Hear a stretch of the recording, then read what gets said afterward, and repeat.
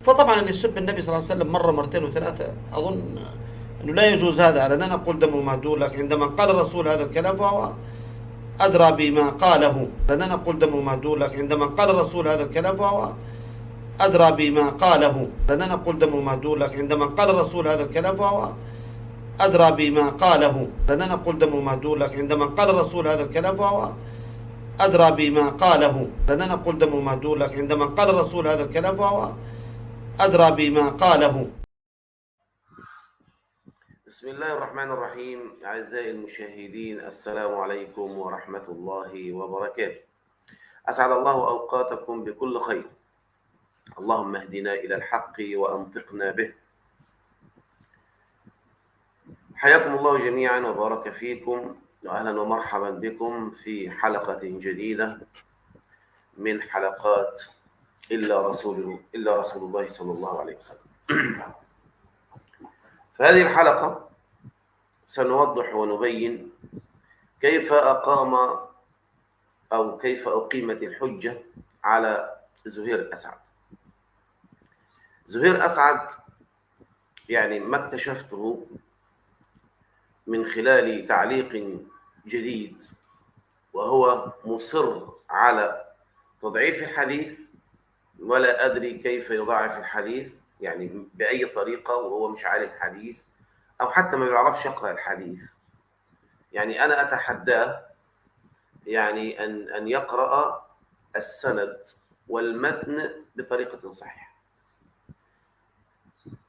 مصر على أن يقول أن الحديث ضعيف، ويتهم الألباني، مع أن الألباني سبحان الله يعني المهم ما علينا، لكن مصر أن الحديث ضعيف، ومصر على أن ساب النبي صلى الله عليه وسلم يستتاب فإن تاب لا يقتل، ويتساءل ويقول هل هذا عدل الإسلام؟ طيب، عدل الإسلام على منهج من؟ الذي أنزل الإسلام أو الذي أرسل النبي عليه الصلاة والسلام قال عنه إن هو إلا وحي يوحى، يعني قال وما ينطق عن الهوى، أي أن النبي صلى الله عليه وسلم في التشريعات لا ينطق عن الهوى، ما ينطق عن الهوى، إن هو إلا وحي يوحى. إذن تشريعات النبي صلى الله عليه وسلم هي وحي من عند الله. إذن كأنك أنت أيضا ترفض الوحي، ثم تستحسن وتستقبح بعقلك. هل هذا عدل الإسلام؟ معناه أنه يتهم الإسلام بالظلم، أو أن العدل حسب رأيه وحسب هواه، وأن يجعل النبي صلى الله عليه وسلم مسبة للناس. وأنا أقرأ لكم تعليقه، ثم أقرأ لكم رد الأخ سليم الجزائري عليه. أنا لماذا أقول هذا يعني وآتي بردود بعض الإخوة عليه؟ لأن لازم يعني هنا أقيمت الحجة، والرجل تعليق واثنان وثلاثة، والرجل يشهد، وتعليقاته موجودة على القناة. سليم الجزائري يحاوره ويناقشه، والرجل مصر ومصمم. لماذا؟ لأنه ليس عنده قواعد أهل العلم، ما عندوش فكرة عن العلم. يقول له أجمع العلماء على صحة الحديث، يقول لا، الحديث ضعيف. يا عمي والله وبالله وتالله الحديث أجمع عليه علماء الحديث أنه صحيح، بل وأن العلماء الفقهاء يتخذون من هذا الحديث دليلا على كفر ساب النبي صلى الله عليه وسلم، ويتخذون حكم من هذا الحديث وغيره. طبعا سأورد لك أحاديث غير هذا يا زهير، أنا سأورد لك أحاديث غير هذا. يعني ضعفت أنت الحديث ده وما فيش غيره. يعني الجهل عدو صاحبه. الجهل عدو صاحبه. فهو كأنه يظن أن ما فيش غير الحديث ده، ولو أن هذا الحديث ضعيف انتهت القضية، وقضى ودمر حكم ساب النبي الذي حكم به النبي عليه الصلاة والسلام. وأنا أسأل: ما الذي يضيرك من هذا الحكم؟ يعني إيه اللي مزعلك؟ عقل مريض، عقل الذي ليس فيه أي علم على الإطلاق ولا فيه التسليم. من شروط لا إله إلا الله أن تسلم بما جاء من عند الله. من شروط لا إله إلا الله الانقياد والتسليم. هو طبعا ما يعرفش شروط لا إله إلا الله. احنا عايزينه يطلع يتكلم عن معنى لا إله إلا الله، شروط لا إله إلا الله، يتكلم عن العقيدة. إن هو ما بيتكلمش عن، يعني ما بيقولش علم لحد. يعني هو بيطلع يجيب كلمتين ويقولهم غلط صح، أو جابهم من عند إيهاب الحريري، ويبتدي يطلع يعمل له حلقتين 10 دقايق. ما عندوش مشكلة، أهم شيء إن هو يجمع المشاهدات واللايكات والتعليقات، وتمام الدنيا حلوة أوي. هل لا يعني انا اعتقد ان ما في اصل في احاديث ثانيه غير ده. لو انت ضعفته، مش انت هتضعفه ايه يعني؟ انت يعني لو انك انت تظن ان هذا الحديث هو الوحيد الدال على حكم رسول الله صلى الله عليه وسلم بقتل من سبه، ما انت ما تعرفش حاجه. طب ما بحثتش يا زهير؟ يعني انت ما بحثتش؟ فليس هذا هو الحديث الوحيد ايها الاخوه. كفر وقتل من سب النبي صلى الله عليه وسلم.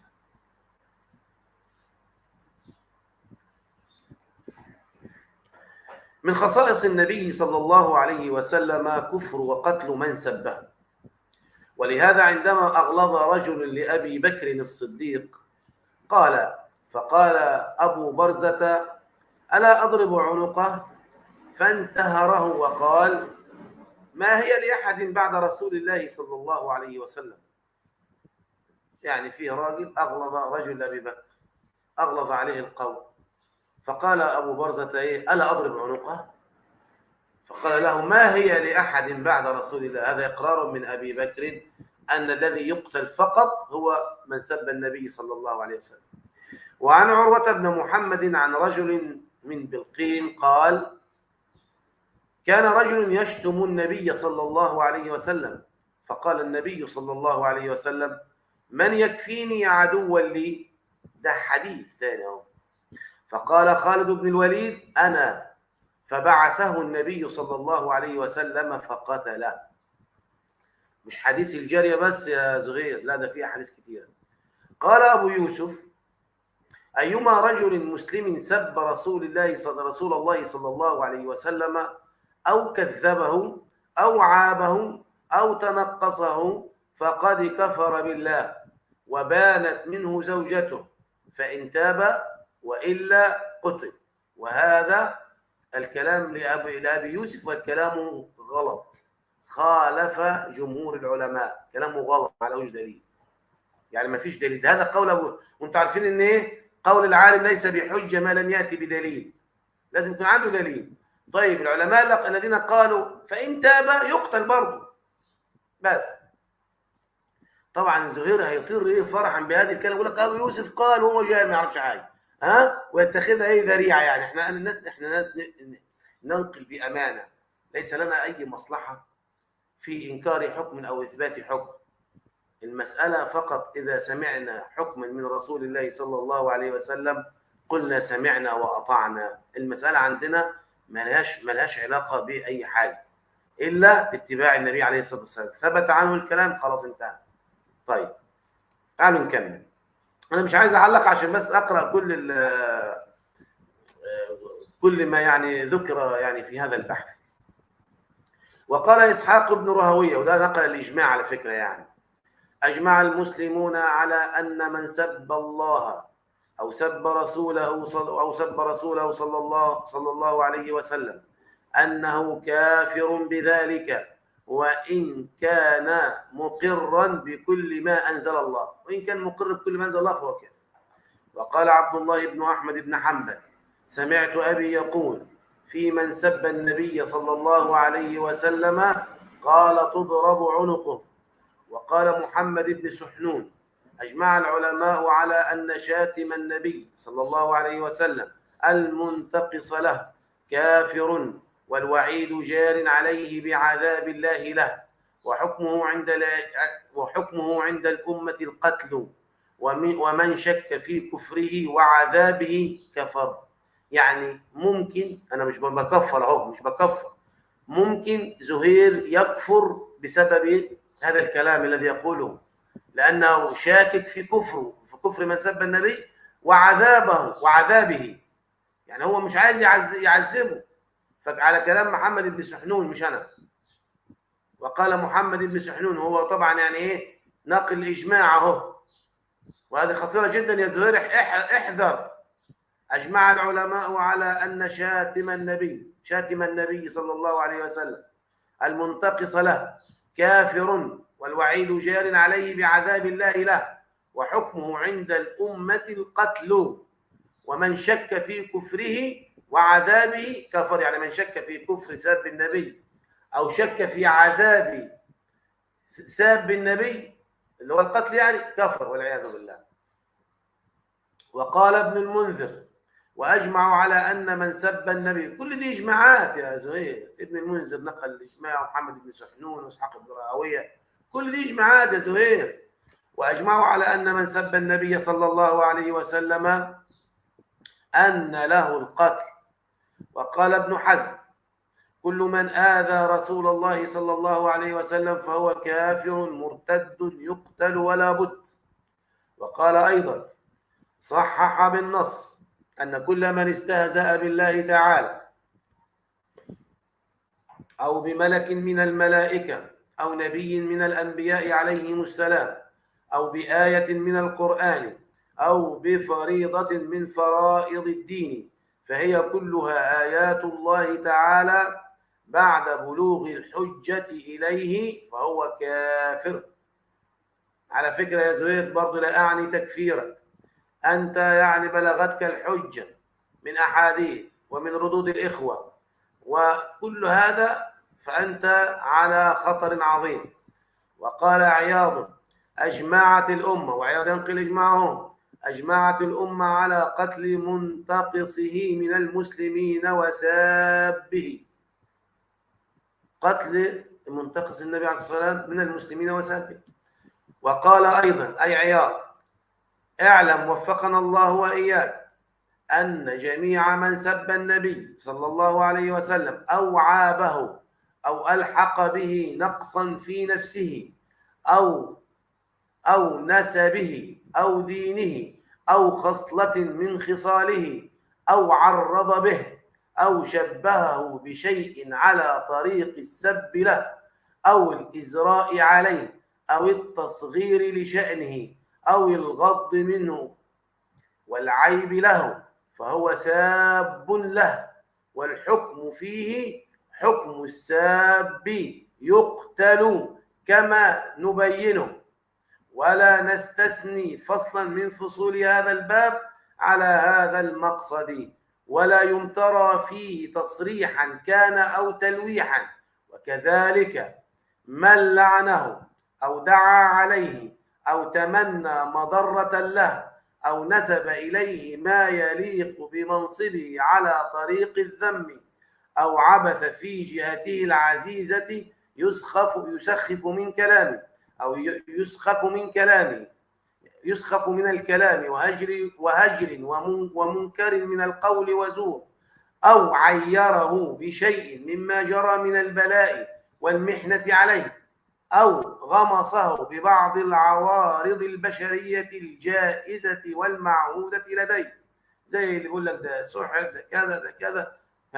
وهذا كله إجماع من العلماء وأئمة الفتوى من لدن الصحابة رضوان الله عليهم إلى هلم جرا. طلع لنا زهير من وسطهم كده يعني اخترق إجماع الأمة من لدن الصحابة حتى الآن، ويقول لك لا. ما شاء الله ما شاء الله ما شاء الله. احنا عندنا عالم كبير واحنا ما نعرفش يا أولاد. وقال ابن قدامة: قذف النبي صلى الله عليه وسلم وقذف أمه ردة عن الإسلام وخروج عن الملة، وكذلك سبه بغير القذف. وقال ابن تيمية رحمه الله: إن الساب إن كان مسلما فإنه يكفر ويقتل بغير خلاف. طب أنا عايز أعرف مين الفصل النكرة أنا ما بغلطش فيه، نكرة وفصل حقيقي بالنسبة لهؤلاء العظام، نكرة لا يعرفه أحد. لا لا لا لا لا، في 2 3 يعرفون. طيب نقول كلام ابن تيمية تاني. وقال ابن تيمية رحمه الله: إن الساب إن كان مسلما فإنه يكفر ويقتل بغير خلاف. وقال أيضا: الساب إن كان مسلما فإنه يكفر ويقتل بغير خلاف، وهو مذهب الأئمة الأربعة وغيرهم. وقد تقدم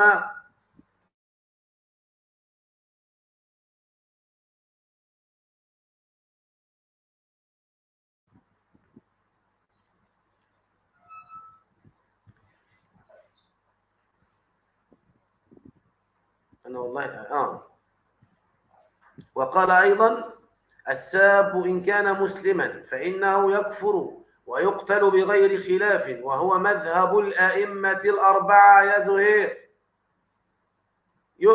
يكفر ويقتل بغير خلاف وهو مذهب الأئمة الأربعة وغيرهم. وقد تقدم ممن حكى الإجماع على ذلك إسحاق ابن راهويه وغيره. وإن كان ذميا فإنه يقتل أيضا في مذهب مالك وأهل المدينة، وسيأتي حكاية ألفاظهم، وهو مذهب أحمد وفقهاء الحديث. وقد نص أحمد على ذلك في مواضع متعددة. قال حنبل: سمعت أبا عبد الله يقول: كل من شتم النبي صلى الله عليه وسلم أو تنقصه مسلما كان أو كافرا فعليه القتل، وأرى أن يقتل ولا يستتاب. اسمع يا زهير، يرى الإمام أحمد يرى أن يقتل ولا يستتاب. قال: وسمعت أبا عبد الله يقول: كل من نقض العهد وأحدث في الإسلام حدثا مثل هذا رأيت عليه القتل. يعني أنت يا زهير عايز تحدث في الإسلام إن الذي يعني يسب النبي يستتاب ولا يقتل؟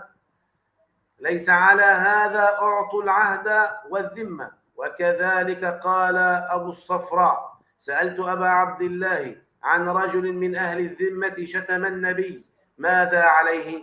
قال: إذا قامت عليه البينة يعني أثبتوا الكلام ده صحيح، يعني يقتل من شتم النبي صلى الله عليه وسلم مسلما كان أو كافرا. أخرجهما الخلال.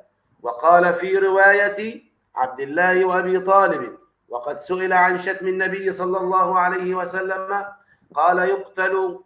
قيل له: فيه أحاديث؟ قال: نعم، أحاديث منها حديث الأعمى الذي قتل المرأة. قال: سمعتها تشتم النبي صلى الله عليه وسلم. هذا الحديث يستدل به العلماء في هذا الحكم، وانت يا زهير تضعف، وانت يا زهير تنكر، وانت يا زهير تقول لهم لا احنا عايزين واحد يسب النبي، ويجي نقول له طيب معلش انت يعني ما تقصدش تعمل زيك كده، اصل انا لا اقصد، اصل انا كان قصدي يعني مش عارف ايه. واحد بيسب النبي قصده ايه؟ طيب تحرف في القرآن، لا اقصد. تشيل حديث بقى برضه زي قبل كده زي ما انا قلت لك برضه ما تقصدش. المهم طيب زاد. نعم. وعمر بن عبد العزيز يقول: يقتل، وذلك أنه من شتم النبي صلى الله عليه وسلم فهو مرتد عن الإسلام، ولا يشتم مسلم النبي صلى الله عليه وسلم. زاد عبد الله: سألت أبي عمن شتم النبي صلى الله عليه وسلم يستتاب؟ قال: قد وجب عليه القتل، ولا يستتاب لأن خالد بن الوليد قتل رجلا شتم النبي صلى الله عليه وسلم ولم يستتبه. لا، زهير أحسن من خالد بن الوليد رضي الله عنه، أعوذ بالله. وفي رواية أبي طالب سئل أحمد عمن شتم النبي صلى الله عليه وسلم قال: يقتل قد نقض العهد. وقال حرب: سألت أحمد عن رجل من أهل الذمة شتم النبي صلى الله عليه وسلم قال: يقتل إذا شتم النبي صلى الله عليه وسلم، أخرجهما الخلال. وقد نص على هذا في غير هذه الجوابات، فأقوالهم كلها نص في وجوب قتله. أقوال مين؟ أقوال الرسول صلى الله عليه وسلم كلها نصوص في وجوب قتله وفي أنه قد نقض العهد وليس عنه في هذا اختلاف. وكذلك ذكر عامة أصحابه متقدميه ومتأخرهم لم يختلفوا في ذلك. لا، أقصد أقوال الإمام أحمد، عفوا. فأقواله كلها نص في وجوب قتله وفي أنه قد نقض العهد وليس عنه في هذا اختلاف، يعني ما فيش عن الإمام أحمد اختلاف في هذا الموضوع. وكذلك ذكر عامة أصحابه أي أصحاب أحمد متقدمهم ومتأخرهم لم يختلفوا في ذلك. وقال ابن عابدين بعد أن ذكر أقوال بعض العلماء في رساب النبي صلى الله عليه وسلم: هذه نقول معتضدة بدليلها وهو الإجماع، ومن استقرأ سير الصحابة تحقق إجماعهم على ذلك. يعني قال لك اللي استقرأ سيره وتتبع هيلاقي أن الصحابة أجمعوا على ذلك، على قتله، فإنه نقل عنهم في قضايا مختلفة منتشرة يستفيض نقلها ولم ينكره أحد.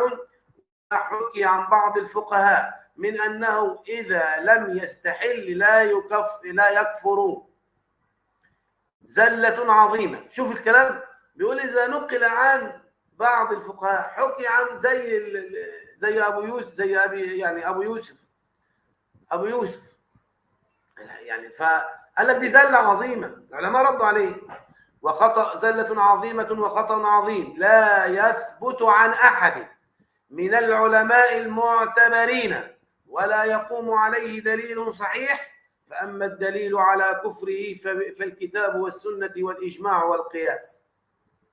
كفر. حكم الكافر إيه؟ القتل، المرتد.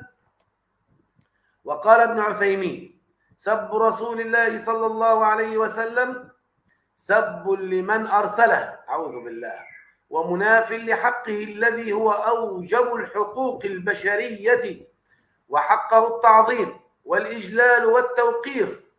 بأبي أنت وأمي يا رسول الله. لا حول ولا قوة إلا بالله. والله إنك لم يقشعر له البدن. أتتهاونون في حق من حقوق رسول الله؟ أتجعلونه معرضا للسب من كل ناعق ومن كل كافر مرتد؟ يا زهير اتق الله قبل فوات الأوان، اتق الله، أنت جاهل. والله إني مشفق عليك، أقسم بالله إني مشفق عليك. وقال ابن عثيمين: سب الرسول عليه الصلاة والسلام سب لمن أرسله ومناف لحقه الذي هو أوجب الحقوق البشرية وحقه التعظيم والإجلال. أشهد الله أنني أعظم رسول الله صلى الله عليه وسلم وأجله وأوقره، واشهدوا علي أيها المستمعون، واشهدوا علي أيها المسلمون. نقرأ كمان كلام ابن عثيمين رحمة الله عليه: سب الرسول عليه الصلاة والسلام سب لمن أرسله ومناف لحقه الذي هو أوجب الحقوق البشرية وحقه التعظيم والإجلال والتوقير، حتى إن الله عز وجل جعل من أسباب الرسالة ومن حكمة الرسالة أن نؤمن بالله ورسوله ونعزره ونوقره يقول الله تبارك وتعالى: إنا أرسلناك شاهدا ومبشرا ونذيرا لتؤمنوا بالله ورسوله وتعزروه وتوقروه وتسبحوه بكرة وأصيلا. فهذا ركن وأساس وحكمة من حكم إرسال الرسول عليه الصلاة والسلام. ولا شك أن سب النبي صلى الله عليه وسلم مع كونه تنقصا له ولمن أرسله فهو أيضا تنقص لشريعته. ولهذا إذا سب أحد من الناس رجلا فإن سبه ينعكس على منهاجه الذي انتهجه، ويكون نفس المنهاج الذي انتهجه عند الناس منقوصا، لأنه سب من قام بهذا المنهج. فسب الرسول عليه الصلاة والسلام إذا تضمن ثلاثة أمور كل واحد منها كفر: سب الله وسب الرسول وسب شريعته. يعني اللي يسب الرسول سب من أرسله وسب ما جاء به هذا الرسول. فمن أرسله الله وما جاء به النبي هي الشريعة. تخيلوا إيه المصيبة. يعني لما يكون في واحد أنت بتسبه بين الناس، يعني ابن عثيمين عايز يقول كده، بين الناس وأنت سبيت، فإنك كأنك أنت بتسب المنهج بتاعه، كأنك بتسب المنهج بتاعه بالضبط. فابن عثيمين بيقول في ثلاثة: من سب الرسول فهو سب لمن أرسله وهو الله، وهو ساب لشريعته التي جاء بها النبي عليه الصلاة والسلام. عرفت؟ نحن نقيم عليك الحجة يا زهير وننصحك في الله، فإن انتصحت فبها، وإن لم تنتصح فخلاص. سنورد إن شاء الله الأدلة من القرآن على كفر وقتل من سب النبي صلى الله عليه وسلم، ثم سنورد برضه من السنة في أحاديث غير ده يا زهير. ما تقلقش يا زهير. عايز تجعل الدنيا سمدح كده، كل من هب وده بيسب النبي ونقول له، ويجي يقول له كلمتين والله يخاف ويقول لك أنا تبت وخلاص على كده ونتركه، ونجعل النبي صلى الله عليه وسلم معرض للسفهاء. أنا لا أريد أن أدعو عليك، ولكن أسأل الله عز وجل أن يهديك، وإن لم يهديك أن ينتقم منك، وأن يرينا فيك آية. أنت أخطر من الملحدين. ما الفرق بينك وبينهم؟ تحسن وتقبح بعقلك، ترد الحديث بعقلك، وكأنك يعني تدفع عن رسول الله. الرسول ليس في موضع تهمة. ومن أعجبه ديننا فأهلا وسهلا، ومن لم يعجبه ديننا يلا مع ألف داهية. هذا هو. نحن ديننا لا يزيد ولا ينقص بالأتباع. ديننا كامل عزيز عظيم، حتى وإن لم يتبعه أحد. عشان تبقى فاهم يعني. ديننا الحق وحتى وإن لم يتبعه أحد. احنا مش عايزين حثالات، احنا مش عايزين أنصاف مؤمنين، احنا مش عايزين أشباه مسلمين، احنا عايزين مؤمنين ينصاعوا وينقادوا لأوامر الله عز وجل ويرضوا. الرضا بالأحكام هي فكرة كده. كل الأحكام يا زهور، معلش كلمتين بس بسرعة كده قبل ما أختم. أنت فكرة كل الأحكام يعني ثقيلة على النفس. في أحكام صح، حتى الصلاة أنت بتصليها وربما تكون ثقيلة عليك، لأن الشيطان بيثقلها عليك، لكن أنت تجاهد نفسك وتجاهد الشيطان وترضي الله عز وجل. فمش بعقلك المريض، لأن أنت عقلك أصلا ما يفهمش. يعني عقل النملة أحسن من عقلك. أنا أقول لك والله عقل النملة يفهم عنك. عقل النملة شوف اتكلمت إزاي. حتى إذا أتوا على وادي النمل قالت نملة يا أيها النمل ادخلوا مساكنكم لا يحطمنكم سليمان وجنوده وهم لا يشعرون. فاهمة. أما أنت يشرح لك سليم من هنا أبدا، أنا في الفيديوهات أبدا. خلاص المهم حتى لا أطيل، إن شاء الله نحن مستمرون في إيضاح هذا الموضوع، و سنتكلم وسنأتي بالأدلة من القرآن والسنة، وأيضا سنبين لهذا الجاهل حتى يرجع. وأنا ما زلت أطالب بحذف الفيديو، وأنا أطالب الناس اللي وراك اللي هم لهم تأثير عليك هتحذفوا الفيديو، وإلا أنتم شركاءه في هذا. يا إما تحذفوا الفيديو يا إما أنتم شركاء في هذا. أنا أقول لكم أهو، أنا بكلمكم بكل أدب أهو، وإلا هذه القناة سنحذر منها. هذه القناة لا يجب أن يدخلها الناس يا إخواني. هذا الرجل مبتدع، وسنقول حكمنا فيه بإذن الله بناء على كلامه وبناء على الذي ينشر في قناته. هذا قولا واحدا، وسأنشر هذا في الإعلام كله. هذا وبالله التوفيق، والى اللقاء في حلقة قادمة إن شاء الله تبارك وتعالى. استودعكم الله الذي لا تضيع ودائعه، والسلام عليكم ورحمة الله وبركاته.